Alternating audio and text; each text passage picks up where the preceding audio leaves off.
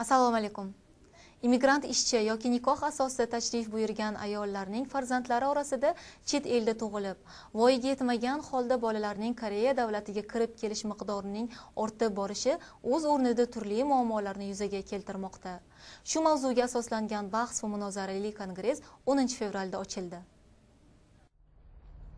Kongress Xalqaro oilalar siyosiy forumi va Kamalak voyaga yetmagan bolalar markazining homiyligi ostida ochilgan bo'lib, uning qatnashuvchilari Xotin-qizlar vazirligi hamda hukumatning siyosiy tashkilotlari, tadqiqot institutlari, internet ta'lim xodimlaridan tortib NGO xodimlari bo'lib, ular orasida muhim hamda jiddiy bahslar olib borildi.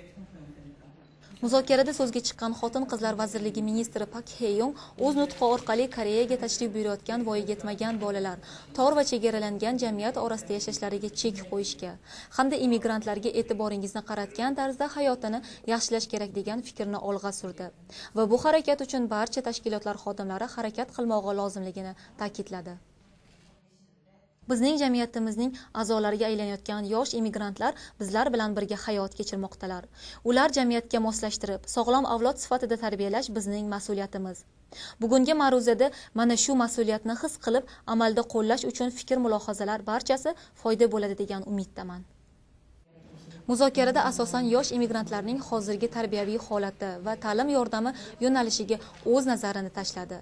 Immigrant yoshlar Koreyada ilk bor kirib kelganida hayotiga moslashtirish dasturini yaratgan Kamalak voyaga yetmagan bolalar markazi o'z faoliyati borasida va bu dasturiy faoliyatini natijalari haqida ham ma'lumotlar berdi.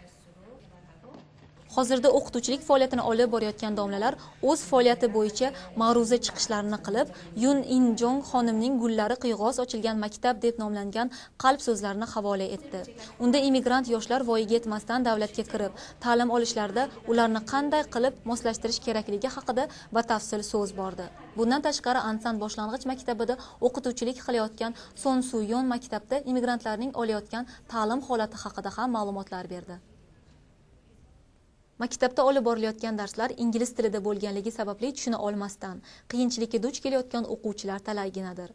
Jamiyatshunoslik, psixologiya, madaniyat, qonuniy madaniyat kabi fanlar bo'yicha muammolar juda ko'p. Mamlakatda istiqomat qilayotgan immigrant bolalar chet ellik sifatida yashaganlari tufayli ta'lim huquqlaridan to'liq foydalana olmayotganligi haqiqatdir.